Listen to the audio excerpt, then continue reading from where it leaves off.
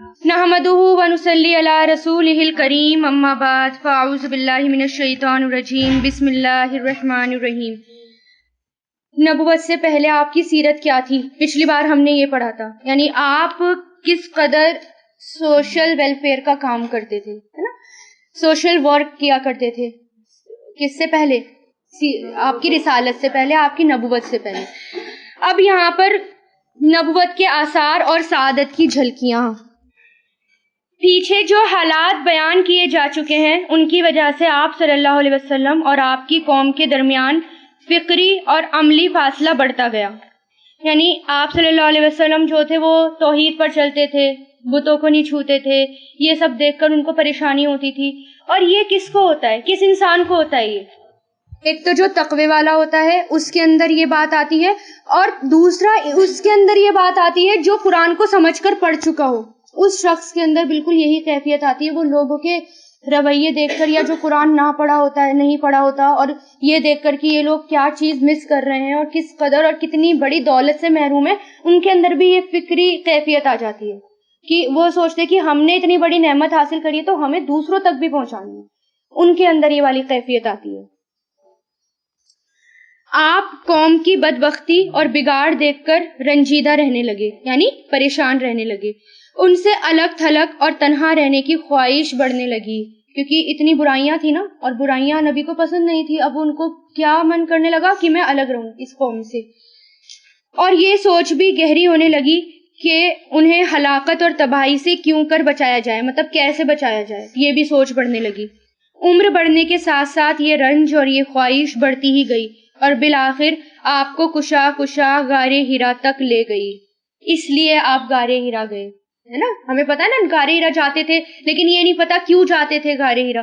تو ہمارے نبی اس لیے جاتے تھے کیونکہ وہ اپنی قوم سے پریشان ہو گئے تھے، ان کے بتوں کی پوجا کرنے کو دیکھ کر، یا ان کے ایسے رویے دیکھ کر، قتل غارت اور برائیاں دیکھ کر وہ غار ہرا میں زیادہ سے زیادہ وقت بتانے لگے، کیونکہ پتا نہیں تھا نا کہ مجھے کرنا کیا ہے۔ اب تک نبی بھی نہیں بنے تھے، کوئی ایسی قرآن نہیں تھا، کوئی ایسی چیز نہیں تھی کہ پتا ہو، تو اس لیے ان کو پتہ ہی نہیں تھا، راستہ ہی نہیں تھا، کیونکہ انسان کو جب راستہ ملتا ہے انسان تبھی راستے پر چلتا ہے نا۔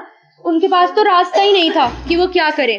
کشا کشا مطلب آہستہ آہستہ ان کو غار ہرا تک لے گئی، جہاں آپ صلی اللہ علیہ وسلم سال میں رمضان کا ایک مہینہ دین ابراہیم کی بچی کچی تعلیمات کے مطابق اللہ کی عبادت کرتے، کیونکہ وہاں پر دین ابراہیم کو بھی سب جانتے تھے، تو دین ابراہیم میں تھوڑی بہت تعلیمات بچی تھی، باقی تو نہیں بچی، تھوڑی بہت بچی تھی۔ اور مہینہ پورا کر کے صبح دم مکہ تشریف لاتے اور خانہ کعبہ کا طواف کر کے گھر کی راہ لیتے۔ 3 سال تک آپ صلی اللہ علیہ وسلم کا یہی عمل رہا۔ کتنے سال؟ 3 سال صرف غار ہرا جاتے، وہاں پر رہتے، وقت گزارتے اور پھر واپس آتے۔ جب 40 سال کی عمر پوری ہو گئی، اور یہی سن کمال تھا، یعنی میچیورنگ ایج، عموماً اسی عمر میں پیغمبر بھیجے جاتے ہیں، تو نبوت کی چمک دمک اور سعادت کی جھلکیاں نظر آنی شروع ہو گئیں۔ چنانچہ آپ نیک خواب دیکھتے، جیسا دیکھتے ویسا ہی پیش آتا۔ نبوت سے پہلے کیا کرتے آپ؟ نیک خواب دیکھتے، کیونکہ ابھی نبوت نہیں ملی تھی، وہی نہیں آئی تھی، لیکن ایک کام ہوا تھا، نیک خواب۔ اور نیک خواب کیا ہوتے ہیں؟ نبوت کا 40واں حصہ۔ بتایا تھا نا میں نے، جو سچے خواب ہوتے ہیں وہ صرف نبی کو نہیں کسی کو بھی آ سکتے ہیں، اور وہ حدیث میں کیا آتا ہے کہ حضور پاک نے فرمایا جسے سچے خواب نظر آئے وہ نبوت کا 40واں حصہ ہے، کیونکہ نبوت تو اب نہیں رہی لیکن اس کا 40واں حصہ ہے۔ پھر روشنی نظر آنے لگی، یعنی عجیب سی روشنی بھی نظر آنے لگی نبی کو، اور آواز سنائی دینے لگی۔ آپ صلی اللہ علیہ وسلم فرماتے ہیں کہ میں مکہ میں ایک پتھر کو پہچانتا ہوں جو بعثت سے پہلے مجھے سلام کیا کرتا تھا۔ یعنی کچھ سمجھنے لگ گئے تھے، کچھ پتھر ہوتے تھے نبی کو دیکھ کر جھک جاتے تھے، پیڑ نبی کو دیکھ کر، جیسا کہ پیچھے آپ پڑھ چکے ہیں کہ پیڑ بھی جھک جایا کرتے تھے نبی جب آتے تھے، یا بادل ان کے اوپر سایہ کرتے ہوئے آتا تھا۔ تو یہ سب معجزات تھے جو نبی کے ساتھ ہو رہے تھے، لیکن کچھ سمجھ میں نہیں آ رہا تھا کہ یہ ہو کیا رہا ہے۔ نبوت کا آغاز اور وحی کا نزول۔ پھر تیسرے سال کے رمضان میں جب آپ کی عمر کا 41واں سال چل رہا تھا، آپ صلی اللہ علیہ وسلم غار ہرا کے اندر ذکر الہی اور عبادت میں مشغول تھے کہ یکایک حضرت جبریل علیہ السلام نازل ہوئے اور آپ کو وحی اور نبوت سے نوازا۔ کب؟ یعنی 3 سال ایسے گزر گئے نا غار ہیرا میں جا کر, تو وہ 3 سال تھا, اور آپ کی عمر کتنی, کون سی چیز چل رہی تھی, 41 سال کی آپ کی عمر چل رہی تھی. تب آپ کو وحی نازل ہوئی, یعنی تب آپ کو پہلی بار کون آئے, جبریل امین آئے. حضرت عائشہ فرماتی ہیں حضور پاک صلی اللہ علیہ وسلم پر وحی کا آغاز نیند میں اچھے خواب سے ہوا. آپ جو خواب دیکھتے وہ سپیدہ صبح کی طرح نمودار ہوتا, یعنی کلیئر صبح کی طرح وہ پورا ہو جاتا. پھر آپ کو تنہائی پسند آنے لگی, چنانچہ آپ غار ہرا میں خلوت اختیار فرماتے, یعنی الگ رہتے, اور کئی رات گھر آئے بغیر عبادت کرتے, اور اس عرصے کے لیے توشہ بھی لے جاتے. توشہ مطلب کھانا پیک کر کے لے جاتے. پھر حضرت خدیجہ کے پاس واپس آتے, اور اسی جیسی مدت کے لیے پھر توشہ لے جاتے, یہاں تک کہ آپ صلی اللہ علیہ وسلم غار ہرا ہی میں تھے کہ آپ کے پاس آ گیا, یعنی آپ کے پاس فرشتہ آ گیا, اور کیا کہا, اقرا, پڑھو. اس سے کیا پتہ چلتا ہے ہمیں؟ حضرت عائشہ کا کردار دیکھیے. حضرت عائشہ سمجھ رہی تھی کہ آپ صلی اللہ علیہ وسلم کی, حضرت خدیجہ سمجھ رہی تھی کہ آپ صلی اللہ علیہ وسلم کو کچھ الگ ہو رہا ہے, ان کے ساتھ کچھ الگ پیش آ رہا ہے, اور وہ اس وجہ سے ہمارے نبی پریشان ہیں, یعنی آپ صلی اللہ علیہ وسلم پریشان ہیں, اور انہوں نے, حضرت خدیجہ نے آپ صلی اللہ علیہ وسلم کو روکا نہیں, یعنی آپ سارا دن رات غار ہرا میں بتاتے تھے, ہے نا, کتنے دن گزر جاتے تھے غار ہرا میں. توشہ ختم ہو جاتا, یعنی کھانا پینا جو تھا وہ ختم ہو جاتا, واپس آتے, پھر پیک کرواتے, اور حضرت خدیجہ انہیں جانے دیتی, حضرت خدیجہ کو پھر وہ چھوڑ کے چلے جاتے. تو اس سے کیا پتہ چل رہا ہے ایک بیوی کا کردار, کہ وہ اپنے شوہر کی کیفیت کو سمجھ رہی تھی. انہوں نے یہ نہیں کہا کہ یہ کیا, آپ تو مجھے اتنے دن تک لے چھوڑ کر چلے جاتے ہیں, آپ اتنا ساتھ دے رہی تھی, یعنی نہیں کہا بچے ہیں, آپ تو کسی بھی چیز کی پرواہ نہیں کر رہے. انہوں نے کچھ بھی نہیں کہا, بلکہ وہ سامان پیک کر کے دے دیتی تھی کہ آپ چلے جائیں, ان کو اجازت دے دیتی تھی جانے کی, کیونکہ وہ سمجھ رہی تھی نا اپنی شوہر کی پریشانی کی کچھ الگ ہو رہا ہے. تو ہمیں بھی ایسا ہی ہونا چاہیے کہ اپنے شوہر کی پریشانی کو بھی سمجھیں. ہر وقت شکایتیں کرنا یہ اچھا نہیں ہوتا. ہمیں نہیں پتا کہ وہ کس سچویشن سے گزر رہے ہیں یا ان کے ساتھ کیا ہو رہا ہے, تو ہر وقت شکایتیں کرنا, بلکہ شوہر کا ساتھ دینا چاہیے. غلط کام میں نہیں کہہ رہی کہ غلط کام میں بھی ساتھ دیں. پھر آپ کے پاس ایک فرشتہ آیا اور کہا اقرا, پڑھو. آپ نے فرمایا میں پڑھنا نہیں جانتا. پھر فرمایا, حضور پاک صلی اللہ علیہ وسلم نے فرمایا, اس پر اس نے مجھے زور سے پکڑ لیا اور اس زور سے دبوچا کہ مجھے چورا کر ڈالا, یعنی مجھے تھکا دیا. پھر چھوڑ کر کہا اقرا, پڑھو. میں نے کہا ما انا بقاری, میں پڑھنا نہیں جانتا. اس نے دوبارہ پکڑ کر دبوچا اور چور کر ڈالا, پھر چھوڑ کر کہا اقرا, پڑھو. فقلت ما انا بقاری, تو میں نے کہا میں پڑھنا نہیں جانتا, مجھے پڑھنا نہیں آتا. اس نے تیسری بار دبوچا اور کہا اقرا بسم ربک الذی خلق, خلق الانسان من علق, اقرا وربک الاکرم الذی علم بالقلم, علم الانسان ما لم یعلم. یعنی تیسری بار میں اتنی زور سے دبوچا اور کیا کہا, پڑھو اپنے اس پروردگار کے نام سے جس نے پیدا کیا, انسان کو لوتھڑے سے پیدا کیا. پڑھ, تیرا رب بڑا کریم ہے جس نے قلم کے ذریعے سے علم دیا, انسان کو وہ بات سکھائی جسے وہ جانتا نہ تھا. کیوں دبوچا جا رہا تھا نبی کو, اتنی سختی کیوں کی جا رہی تھی؟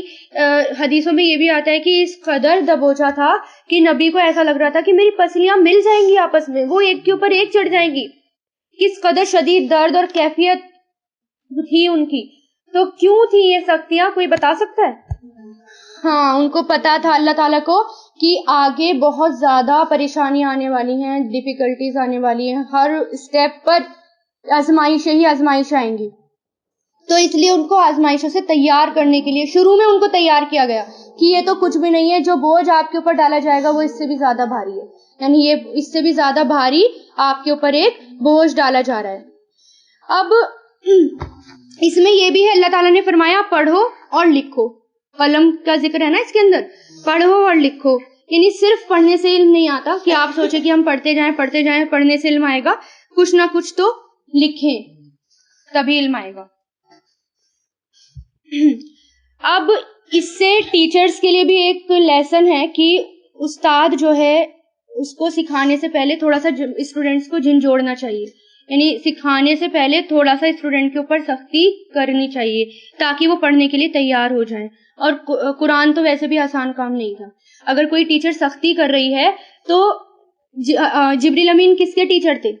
ہمارے نبی کے ٹیچر تھے نا. وہ سب کچھ وہی سکھا رہے تھے. تو انہوں نے اتنی بڑی ذمہ داری ڈالنے سے پہلے جھنجھوڑا, ڈرایا, بتایا کہ اور بڑی ذمہ داری آ رہی ہے. تو ٹیچر بھی سختی کر سکتی ہے. اور اوپر سے اللہ تعالیٰ کا حکم کہ اللہ تعالیٰ کتنا مطلب کیسے, اب اللہ تعالیٰ کے حکم آئیں گے, ایک کے بعد ایک حکم آئیں گے اور اس کو آپ کو فوراً پکڑنا ہے اور اس پر لبیک کہنا ہے. حضرت ابو ہریرہ فرماتے ہیں کہ آپ صلی اللہ علیہ وسلم نے فرمایا کہ اللہ تعالیٰ آسمان میں جب فرشتوں کو حکم دینے لگتے ہیں تو وہ عاجزی کے ساتھ پر مارنے لگتے ہیں. یعنی ایک جگہ بیٹھے نہیں رہتے, عاجزی کے ساتھ پر مارنے لگتے ہیں, پھر غور سے سنتے ہیں اور زنجیر کسی آواز نکلتی ہے. جب فرشتے حکم الہی کے خوف سے بے غم ہوتے ہیں تو آپس میں ایک دوسرے سے پوچھتے ہیں کہ اللہ تعالیٰ نے کیا حکم دیا. کیوں پوچھتے ہیں؟ یعنی میں نے ٹھیک سنا, ایسا تو نہیں میں نے غلطی کر دی, اس لیے پوچھتے ہیں. دوسرا کہتا ہے کہ اللہ تعالیٰ نے جو فرمایا وہ سچ ہے. پھر اللہ تعالیٰ بڑا بلند اور برتر ہے, اس کی تعریف بیان کرتے ہیں. اسی طرح حضرت عبداللہ بن مسعود فرماتے ہیں کہ حضور پاک صلی اللہ علیہ وسلم نے فرمایا جب اللہ تعالیٰ وحی کے ذریعے کلام فرماتے ہیں تو آسمان والے آسمان میں ایسی آواز سنتے ہیں جیسے پتھر پر زنجیر گھسیٹی جا رہی ہو. پھر وہ بے ہوش ہو جاتے ہیں. کون؟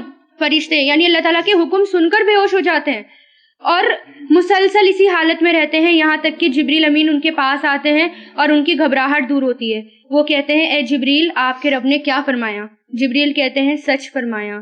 تو جواب میں کہتے ہیں سچ فرمایا. یعنی کیفیت بدل جاتی ہے قرآن کو سننے سے, کیونکہ وہ بھی اللہ تعالیٰ کی بات ہی لاتے تھے, قرآن یہاں تک پہنچاتے تھے, تو قرآن کو سننے سے بھی کیفیت بدل جاتی ہے.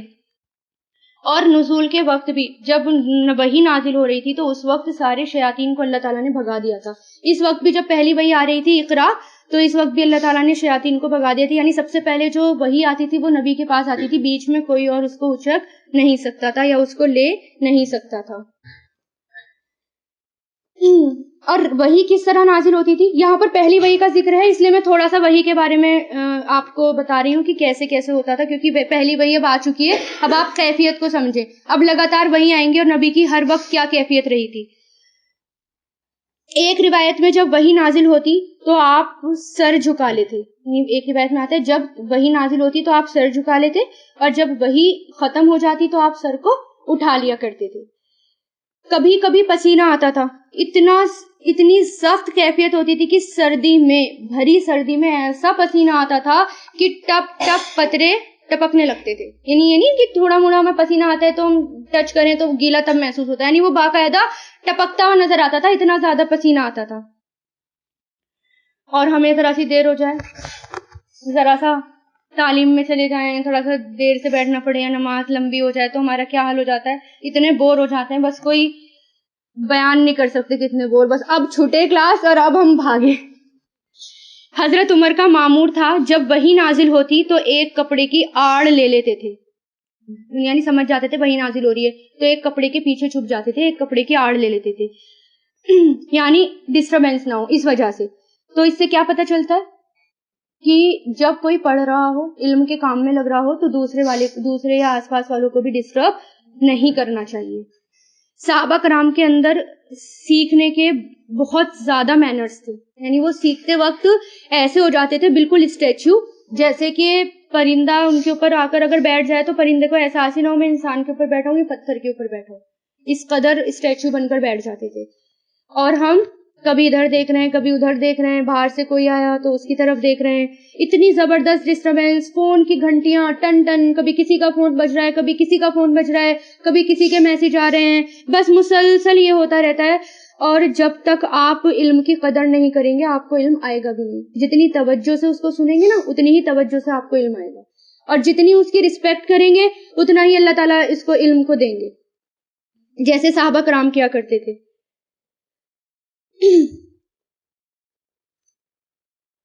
جب وحی نازل ہوتی تھی تو آپ کی آنکھیں بند نہیں ہوتی تھی, کھلی رہتی تھی, اور کبھی کبھار آپ کانپنے بھی لگتے تھے. حضرت سید کہتے ہیں کہ جب آپ کی یہ حالت دور ہو جاتی تو میں کھجور کی بغیر پتوں کی چوڑی سی شاخ لے کر داخل ہوتا، آپ مجھے لکھواتے اور میں لکھتا رہتا. جب میں فارغ ہوتا تو ایسا محسوس ہوتا قریب تھا کہ قرآن کو لکھنے سے میری ٹانگ ٹوٹ جاتی، یہاں تک کہ مجھے یہ لگنے لگتا کہ اب میں چل نہیں سکوں گا. یعنی لکھنے میں بھی اتنی زبردست کیفیت تھی کہ وہ ایسا لگتا تھا انہیں ان کی ٹانگ ٹوٹ جائے گی، ان کی جانگ ٹوٹ جائے گی. ایسے کر کے لکھتے ہیں نا، تو ایسا تھا کہ میری ٹانگ ٹوٹ جائے گی. یہ تھا. قرآن کوئی بہت آسانی اور معمولی والی چیز نہیں ہے جس کو ہم اتنا معمولی سمجھتے ہیں اور اس کو ہم اتنا لائٹلی لیتے ہیں. اتنا لائٹلی سے مطلب کیا کہ ادھر ادھر دیکھنا، ہلنا ڈلنا، رسپیکٹ نہ کرنا، یہ سب باتیں. پھر قرآن کے جانور گردن ڈال دیا کرتے تھے. جب اس کے بارے میں آتا ہے، حضرت اسما کہتی ہیں کہ جس وقت حضور پاک صلی اللہ علیہ وسلم پر سورۃ المائدہ مکمل نازل ہوئی تو اونٹنی کے لگام میں پکڑی ہوئی تھی. تو وحی کے بوجھ سے ایسا معلوم ہوتا کہ اونٹنی کا بازو ٹوٹ جائے گا. یعنی جانور گردن کب ڈالتا ہے؟ جب بالکل تھک ہار کے چور ہو جاتا ہے تب وہ گردن ڈالتا ہے اونٹ. آپ صلی اللہ علیہ وسلم پر جب وحی نازل ہو چکتی تو فرماتے کہ مجھ سے یہ بات حاصل کر لو، مجھ سے یہ بات حاصل کر لو. یعنی سیکھتے ہی آگے سکھانے کی فکر ہو جاتی تھی. تو ہمارا کام بھی کیا ہے کہ جیسے ہی آپ نئی چیز حاصل کریں تو فوراً اس کو آگے بڑھانے میں کی جستجو کریں کہ کیسے مجھے اس کو آگے پہنچانا ہے. جب وحی نازل ہوتی تو صحابہ کرام میں سے کوئی بھی آپ کی طرف نظریں اٹھا کر بھی نہیں دیکھتا تھا، یہاں تک کہ یہ کیفیت ختم ہو جاتی. کیوں؟ ادب سے. نبی کی رسپیکٹ کرتے تھے ادب سے کہ وحی نازل ہو رہی ہے، اس لیے وہ نظریں جھکا لیا کرتے تھے، وہ دیکھتے ہی نہیں تھے. کچھ صحابہ کرام ہر وقت آپ کے ارد گرد رہتے تھے، جیسے ابو ہریرہ تھے، اصحاب صفہ تھے، جو ہر وقت صرف تعلیم کا کام کر رہے تھے. تو فوراً وہ سیکھنے، جیسی نبی کے اوپر وحی نازل ہوتی تو فوراً اس کو وہ آگے بڑھا دیتے تھے اور اس کو سکھا دیا کرتے تھے. اب جب یہ ہمارے نبی کے ساتھ یہ واقعہ پیش آیا، غار حرا میں پہلی وحی آئی، تو اس کے بعد کیا ہوا؟ ان آیت کو لے کر حضور پاک صلی اللہ علیہ وسلم واپس چلے گئے. آپ کا دل کانپ رہا تھا کیونکہ پہلی بار تھا اور جبریل امین آئے تھے اور اتنے طاقتور تھے. وہ تو ویسے بھی ہلکا سا بھی ہمارے نبی کو جھنجھوڑتے تو بہت زبردست ہمارے نبی کو تکلیف ہوتی. تو حضرت خدیجہ کے پاس پہنچ کر فرمایا زملونی زملونی، مجھے چادر اڑا دو، مجھے چادر اڑا دو. انہوں نے چادر اڑا دی، یہاں تک کہ دہشت جاتی رہی، یعنی ڈر چلا گیا. پھر حضرت خدیجہ کو واقعہ سنا کر فرمایا مجھے اپنی جان کا ڈر لگتا ہے، لقد خشیت علی نفسی، مجھے اپنی جان کا ڈر لگتا ہے. کچھ سمجھ نہیں آ رہا تھا نا کہ ہو کیا رہا ہے. کسی نے کوئی ایک دم اچانک آیا اور مجھے دبوچ لیا اور یہ کیفیت ہو گئی، اتنا درد ہوا، کچھ سمجھ ہی نہیں آ رہا تھا کیا ہو رہا ہے. تو اس پر انہوں نے کیا کہا حضرت خدیجہ نے؟ اللہ کی قسم ایسا ہرگز نہیں ہو سکتا، اللہ آپ کو کبھی رسوا نہیں کرے گا. آپ صلح رحمی کرتے ہیں، بے سہاراؤں کا بوجھ اٹھاتے ہیں، تنگ دست لوگوں کی مدد کرتے ہیں، مہمان کی مہمان نوازی کرتے ہیں اور حق کے سلسلے میں پیش آنے والے مصائب میں مدد فرماتے ہیں. یعنی جو بھی مصیبت آتی ہے ان میں تو آپ سب کی مدد کرتے ہیں. یہ حضرت خدیجہ نے ان کو سمجھایا کہ ایسا نہیں ہو سکتا کہ آپ کے ساتھ کچھ برا ہو. اس کے بعد حضرت خدیجہ آپ صلی اللہ علیہ وسلم کو اپنے چچیرے بھائی ورقہ بن نوفل کے پاس لے گئیں. کون تھے یہ؟ ورقہ بن نوفل، چچیرے بھائی. وہ دور جاہلیت میں عیسائی ہو گئے تھے اور عبرانی مطلب ہبرو لکھنا جانتے تھے. چنانچہ توفیق الہی کے مطابق عبرانی میں انجیل لکھتے تھے. اس وقت وہ بوڑھے اور نابینا ہو چکے تھے، یعنی ان کی روشنی بھی چلی گئی تھی. حضرت خدیجہ نے ان سے کہا بھائی جان آپ اپنے بھتیجے کی بات سنیں. کس کی؟ یعنی حضور پاک صلی اللہ علیہ وسلم کی. ورقہ نے کہا بھتیجے تم کیا کہتے ہو؟ آپ صلی اللہ علیہ وسلم نے فرمایا، یعنی جو کچھ دیکھا تھا وہ پورا بیان کر دیا. ورقہ نے کہا یہ تو وہی ناموس ہے، یعنی وہی لانے والا فرشتہ ہے جو موسیٰ پر نازل ہوا تھا. کاش میں اس وقت جوان ہوتا، کاش میں اس وقت تک زندہ رہتا جب آپ کی قوم آپ کو نکال دے گی. یعنی پہلے ہی بتا دیا کہ آپ کی قوم آپ کو نکال دے گی. اس پر حیرانی سے حضور پاک صلی اللہ علیہ وسلم نے فرمایا اوا مخرجیہم، تو کیا میری قوم مجھے نکال دے گی؟ یعنی کیا میری قوم مجھے نکال دے گی؟ حیرانی سے پوچھا. ورقہ نے کہا ہاں، کوئی ایسا آدمی نہیں جو تمہارے جیسا پیغام لایا ہو مگر اس سے دشمنی نہ کی گئی ہو. اگر میں نے تمہارا وہ دن پا لیا، یعنی جس دن تمہاری قوم تمہیں مکہ سے نکالے گی، تو میں تمہاری زبردست مدد کروں گا. اس کے بعد ورقہ جلد ہی فوت ہو گئے اور وحی کا سلسلہ کچھ دن کے لیے رک گیا. برقع حضرت خدیجہ کے بعد پہلے ایمان لانے والے تھے، کیونکہ انہوں نے تصدیق کر دی تھی نا، جو کچھ آپ کے اوپر آ رہا ہے اگر میں اس وقت زندہ ہوا تو میں آپ کی زبردست مدد کروں گا. اس کے بارے میں حدیثوں میں بھی آتا ہے کہ آپ صلی اللہ علیہ وسلم نے فرمایا برقع کو برا نہ کہو، میں نے اس کے لیے 1 یا 2 جنتیں دیکھی ہیں، کیونکہ تصدیق کر دی تھی، دل سے کہہ دیا تھا کہ میں ایمان لے آؤں گا اس وقت بھی، اور اس وقت بھی وہ کس پر تھے؟ عیسائیت پر تھے، صحیح دین پر تھے. روایت میں یہ بھی آتا ہے کہ آپ صلی اللہ علیہ وسلم فرماتے ہیں میں نے خواب میں دیکھا کہ انہوں نے سفید کپڑے پہنے ہیں، اگر وہ جہنمی ہوتے تو سفید کپڑے نہ پہنتے. اس وقت آپ صلی اللہ علیہ وسلم جو عبادت کرتے تھے اس کا نام تہنس تھا، جو بھی عبادتیں کرتے تھے، کیونکہ پتہ نہیں تھا، وہ بس دین ابراہیم کی بچی کچی جو تعلیمات بچی تھی اس کی پیروی کرتے تھے، تو ان عبادتوں کو کیا کہا گیا؟ تہنس. اور پھر وہی آئی تھی تو یہ بھی تھا کہ مشکل سے آتی تھی وہی، اور جو کام جتنا مشکل ہوتا ہے اس کا اجر اتنا زیادہ ہوتا ہے اور اللہ تعالیٰ اس کے ساتھ زیادہ ہوتے ہیں. یعنی جو کام آپ جتنا مشکل سے کریں گے، جتنی محنت سے کریں گے، جتنی مخالفتوں میں کریں گے، اللہ تعالیٰ آپ کا ساتھ اتنا ہی دیں گے. اور مشکل سے ہی پھر مشکل کے ساتھ آسانی ہے. انمل مال اسری یسرا، بے شک تنگی کے ساتھ آسانی ہے، بعد نہیں، تنگی کے ساتھ آسانی ہے، مشکل کے ساتھ آسانی ہوتی ہے. پھر آغاز نبوت اور نزول وحی کی تاریخ، یہ حضور پاک صلی اللہ علیہ وسلم پر پہلی بار وحی اترنے اور آپ کی نبوت شروع ہونے کا واقعہ ہے.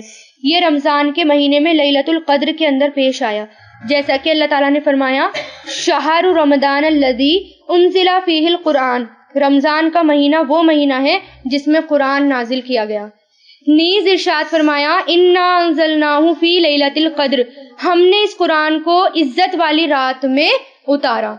صحیح حدیث سے یہ بھی ثابت ہے کہ یہ واقعہ رات کے پچھلے پہر سوموار کی فجر طلوع ہونے سے پہلے پیش آیا، چونکہ لیلۃ القدر رمضان کی آخری 10 راتوں میں سے کسی طاق رات میں ہوا کرتی ہیں، اور اس سال سوموار 21 رمضان کو لیلۃ القدر تھی. اس لیے اس سے یہ نتیجہ نکلتا ہے کہ آپ صلی اللہ علیہ وسلم کی نبوت آپ کی پیدائش کے 41ویں سال یعنی 21 رمضان سوموار کی رات کو شروع ہوئی. اس روز اگست کی 10 تاریخ تھی اور 610 عیسوی تھی. قمری حساب سے اس وقت آپ صلی اللہ علیہ وسلم کی عمر 40 سال 6 مہینے 12 دن تھی. یعنی دیکھیں کس قدر نوٹ کیا گیا ہے، ایک ایک دن تک کا حساب رکھا گیا ہے نبی کا. اور شمسی حساب سے 39 سال یعنی 39 سال 3 مہینے 22 دن تھی. یعنی آپ بعثت کے 40ویں سال شمسی کے سرے پر، یعنی شمسی کیلنڈر کے اکارڈنگ 40ویں سال کے اندر چل رہے تھے. وحی کی بندش اور دوبارہ نزول، جیسا کہ بتایا گیا ہے کہ غار حرا میں پہلی وحی اتر کر بند ہو گئی تھی. یہ بندش کئی روز تک قائم رہی. جیسا کہ بتایا گیا ہے کہ غار حرا میں پہلی وحی اتر کر بند ہو گئی تھی، یہ بندش کئی روز تک قائم رہی. اس کی وجہ سے حضور پاک صلی اللہ علیہ وسلم کو سخت رنج اور ملال ہوا، لیکن مصلحت الہی اسی میں تھی، کیونکہ اس طرح خوف جاتا رہا، ڈر جاتا رہا، اس لیے گیپ آیا تھا. معاملے کی نوعیت کو سمجھنے کا موقع ملا، یعنی یہ کیا ہو رہا ہے اس بات کو سمجھنے کا موقع ملا اس پیریڈ میں. اور دوبارہ وحی کی مشقت جھیلنے کے لیے صرف یہی نہیں کہ طبیعت آمادہ ہو گئی، یعنی دوبارہ اب وحی آئے گی اس کے لیے نبی تیار ہو گئے تھے، بلکہ ایک گونا شوق و طلب بھی پیدا ہو گیا. شوق، ہمارے نبی جب وحی آنا بند ہو گئی تھی تو پریشان ہو گئے تھے، اور شوق تھا کہ دوبارہ آئے، یعنی دوبارہ ایسا ہو، اور آپ صلی اللہ علیہ وسلم دوبارہ وحی کا انتظار فرمانے لگے. اس سے ہمیں ایک اور بات پتہ چلتی ہے لیڈیز سے ریلیٹڈ، کہ ہمارے جب لیڈیز بھی پڑھتی ہیں، یا کوئی بھی لیڈیز نہ ہو یا کوئی بھی ہو جو ایسا طالب العلم ہو جو سیکھ رہا ہو، سکھا رہا ہو، پڑھ رہا ہو، اس میں بھی گیپ آ سکتا ہے. کیسے؟ جیسے شادیاں ہو جاتی ہیں یا پھر پریگننسی آ جاتی ہے، یہ ایک گیپ ہو جاتا ہے، یہ ایک پیریڈ آ جاتا ہے بیچ میں. لیکن اس میں کیا ہے کہ یہ آ سکتا ہے، نیچرل ہے، اللہ تعالیٰ کی طرف سے آ سکتا ہے، لیکن اس میں شوق ختم نہیں ہونا چاہیے، شوق کم نہیں ہونا چاہیے، تڑپ دل سے نہیں نکلنی چاہیے. اگر آپ کا شوق ختم ہو گیا، تڑپ دل سے نکل گئی، تو پھر آپ واپس ٹریک پر نہیں آ سکتے، واپس آپ اسی راستے پر نہیں آ سکتے. یہ گیپ آ سکتا ہے لیکن اس گیپ میں بھی آپ کو انتظار ہو کہ کب یہ ٹائم ختم ہوگا اور کب میں واپس پہلے سے سیکھنے سکھانے کے حالت میں ہو جاؤں گی. تو یہ گیپ آ سکتا ہے، تو اس سے پریشان نہ ہو، لیکن اس سے نصیحت حاصل کریں یا اور اپنے اندر تڑپ پیدا کریں اور شوق اور انتظار کریں، جیسے نبی کے ساتھ ہوا تھا. ادھر ہوشہ نشینی کی بقیہ مدت پوری کرنے کے لیے، یعنی جو آپ غار ہرا میں جاتے تھے اس کی مدت پوری کرنے کے لیے آپ صلی اللہ علیہ وسلم ورقہ کے پاس سے پلٹ کر دوبارہ غار ہرا میں تشریف لا چکے تھے. پھر جب ماہ رمضان ختم ہو گیا اور آپ کی مدت اعتکاف پوری ہو گئی تو حسب عادت پہلی شوال کی صبح ہرا سے اتر کر مکہ سے روانہ ہوئے. یعنی جیسا آپ کا روٹین تھا، آپ مکہ سے یعنی ہرا سے اتر کر روانہ ہوئے. پھر حضور پاک صلی اللہ علیہ وسلم کا ارشاد ہے، میں پہاڑ سے اتر کر میدان میں پہنچا تو مجھے پکارا گیا، یعنی کچھ ٹائم بعد مجھے پکارا گیا. میں نے دائیں طرف دیکھا تو وہاں کچھ دکھائی نہ دیا، بائیں طرف دیکھا تو وہاں بھی کچھ دکھائی نہ دیا، پھر آگے دیکھا تو وہاں بھی کچھ نظر نہ آیا، پھر پیچھے دیکھا تو وہاں بھی کچھ نظر نہ آیا. اس کے بعد میں نے سر اوپر اٹھایا تو کیا دیکھتا ہوں، جو فرشتہ ہیرا میں میرے پاس آیا تھا وہی آسمان اور زمین کے درمیان کرسی پر بیٹھا ہوا ہے. یہ دیکھ کر میرا پورا وجود اس کے رعب سے بھر گیا، یعنی ڈر گئے نبی اصلی. اب وہ اصلی شکل میں تھے، پہلے انسان کی شکل میں، اب اصلی شکل میں تھے، یعنی نبی ڈر گئے تھے، رعب سے بھر گیا. یہاں تک کہ میں زمین کی طرف جا جھکا، یعنی گر گئے. پھر میں خدیجہ کے پاس آیا اور کہا مجھے چادر اڑا دو، مجھے چادر اڑا دو، مجھ پر کمبل ڈال دو اور ٹھنڈی پانی کے چھینٹے مارو. یعنی کیسی کیفیت ہوتی تھی، ہم سوچ بھی نہیں سکتے ایسی کیفیت کو. انہوں نے کمبل اڑا دیا اور ٹھنڈے پانی کی چھینٹیں ماری. پھر یہ آیتیں نازل ہوئیں، یا ایھا المدثر ثم قم فانذر. قم مطلب کھڑے ہو اور ڈراؤ. وربک فکبر وثیابک فطہر والرجز فہجر. اے کمبل پوش یعنی کمبل اوڑھنے والے، اٹھ اور لوگوں کو ان کی بدعملی کے نتائج سے ڈرا اور اپنے رب کی بڑائی بیان کر اور اپنے کپڑے پاک رکھ اور گندگی سے الگ تھلگ رہے. یعنی اب سلسلہ شروع ہو گیا، نبی لیٹ گئے تھے نا، یعنی اب وہی آئی کہ اب اٹھ جاؤ، ایک کمبل میں اوڑھنے والے کمبل اوڑھے ہوئے، اب اٹھ جاؤ. اب اللہ تعالیٰ نے آگے کے احکام بتا دیا، یعنی اب ڈرنے کا وقت نہیں، لوگوں کو خبردار کرنے کا وقت آ گیا، یعنی اب ڈرانے کا وقت آیا ہے. تو یہ واقعہ نماز فرض ہونے سے پہلے کا ہے، جب نماز فرض نہیں ہوئی تھی تب کا، یعنی اس وقت بھی نماز فرض نہیں ہوئی تھی. کب ہوئی تھی نماز فرض؟ معراج پر نمازیں ملی تھی. اس کے بعد وحی میں تیزی آ گئی، چنانچہ پے در پے یعنی ایک کے بعد ایک وحی آنے لگی، یعنی اب روٹین میں وحی آنی شروع ہو گئی. ان آیتوں سے آپ کی رسالت شروع ہو گئی. آپ کی یہ رسالت آپ کی نبوت کے اتنے دنوں بعد شروع ہوئی جتنے دنوں وحی بند رہی تھی. ان آیت میں آپ صلی اللہ علیہ وسلم کو 2 طرح کے کام سونپے گئے اور دونوں کے نتائج بھی بتا دیے گئے، یعنی ریزلٹ بھی بتا دیے گئے. ایک کام یہ کہ آپ لوگوں کو اللہ کا حکم بتائیں اور بد عملی کے نتائج سے ڈرائیں. آپ کو یہ حکم دیا گیا، قم فانذر، اٹھ اور ڈرا. اس کے ذریعے سے یہ حکم دیا گیا کیونکہ اس کے معنی یہ ہیں کہ آپ لوگوں کو یہ بتا دیں اور سمجھا دیں کہ وہ جس طرح کی گمراہی میں اور بد عملی میں پڑے ہوئے ہیں اور غیر اللہ کی پوجا کرتے ہیں اور اللہ کے بعض صفات اور افعال کے حقوق میں دوسروں کو شریک ٹھہراتے ہیں، یعنی اللہ تعالیٰ کی صفت میں دوسروں کو شریک ٹھہرانے کا جو کام کر رہے ہیں، وہ اللہ تعالیٰ اس پر ان کو عذاب دے گا، بڑا عذاب دے گا. بار بار قرآن میں آتا ہے نا، دردناک عذاب علیم. دوسرا کام یہ کہ آپ خود اپنے اوپر اللہ کے احکام لاگو کریں، یعنی یہ نہیں کہ صرف دوسروں کو ہی آپ بتائیں یہ کرو یہ کرو یہ کرو، بلکہ کیا خود بھی وہ کام کرو اور اپنے اوپر وہ کام لاگو کرو تاکہ آپ کو اللہ کی خوشنودی بھی حاصل ہو اور آپ دوسروں کے لیے نمونہ بھی ٹھہریں. یہ حکم بقیہ آیت میں دیا گیا. چنانچہ وَرَبُّكَ فَكَبِّرْ، اس کا مطلب یہ ہے کہ آپ بڑائی اور کبریائی کے لیے اللہ تعالیٰ کو ہی خاص کر لیں، یعنی صرف اللہ تعالیٰ کی بڑائی بیان کریں، اللہ تعالیٰ کی ہی تعریف کریں، اس میں کسی اور کو یا اس کے ساتھ شریک نہ کریں. وَثِيَابَكَ فَطَهِّرْ، اور اپنے بظاہری معنی یہ ہے کہ کپڑے اور جسم پاک رکھیں، کیونکہ اللہ کے سامنے نجاست اور گندگی کے ساتھ کھڑے ہونا ٹھیک نہیں. مگر محققین کے نزدیک اس کے معنی یہ ہیں کہ اپنی روح کو پاک اور منزہ رکھیں، یعنی پاک رکھیں. کیا پتہ چلتا ہے اس سے کہ پاکی کس قدر امپورٹنٹ ہے. یعنی دوسرا حکم یہ دیا گیا، پہلے تو کیا اٹھو اور ڈراؤ اور پھر اپنے کپڑے صاف رکھو، اور جبکہ ابھی تک نماز کا حکم نہیں آیا تھا لیکن پاکی کا حکم آیا تھا کہ اپنے کپڑے پاک صاف رکھو. اور مسلمان گندگی کے لیے جانے جاتے ہیں، گندے علاقے اور گندگی کے لیے جانے جاتے ہیں. کچھ ہوتے ہیں بس جو تھوڑے پڑھے لکھے ہوتے ہیں، کچھ سوسائٹی اچھی ہوتی ہے بس وہاں پر، ورنہ میجورٹی آپ دیکھیں مسلمانوں کی گندے محلے، گندی گلیاں. اور جبکہ حکم یہ آیا تھا سب سے پہلے صفائی کا، اور ہمارے یہاں وہی صفائی نہیں ہوتی. اور جو بھی گندا علاقہ ملتا ہے نا دور سے ہی سمجھ جاتے ہیں ضرور ہی مسلمانوں کا ہوگا. اور وَرُجْزَ فَہَجُّرْ کے معنی یہ ہیں کہ اللہ کی ناراضی اور عذاب کے اسباب سے اور قوم کی بدعمالیوں اور گندگیوں اور آلودگیوں سے الگ ہو جائیں. یعنی جو قوم بد عمل کر رہی ہے، برے عمل کر رہی ہے، جو گندے کام کر رہی ہیں، آپ اس سے الگ ہو جائیں. تو اس سے کیا پتہ چلتا ہے کہ اگر کوئی غلط کام ہو رہا ہے تو ہمیں اس کا ساتھ نہیں دینا چاہیے، اس میں جا کے شریک نہیں ہونا چاہیے، ان سے الگ ہو جانا چاہیے. وَلَا تَمْنُمْ تَسْتَكْثِرْ، اور زیادہ چاہنے کے لیے احسان نہ کرو. اس کا مطلب یہ ہے کہ اس دنیا میں احسان کے بدلے کی خواہش اور امید نہ رکھیں، بلکہ یہ سمجھ لیں کہ یہ مشکلات اور آزمائشوں کا راستہ ہے. لہٰذا اپنی قوم کا دین چھوڑنے اور ایک اللہ کی طرف بلانے پر تکلیف اور دشواریاں سہنے کے لیے تیار ہو جائیں.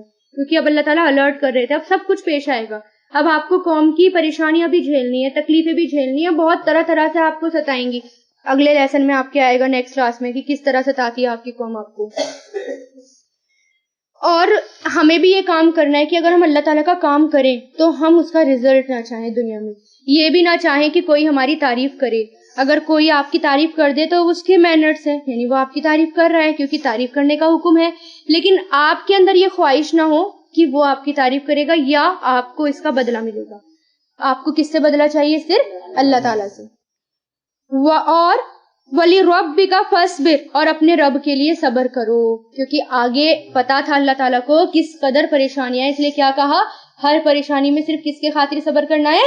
اللہ تعالیٰ کے خاطر. یہ تھی وحی.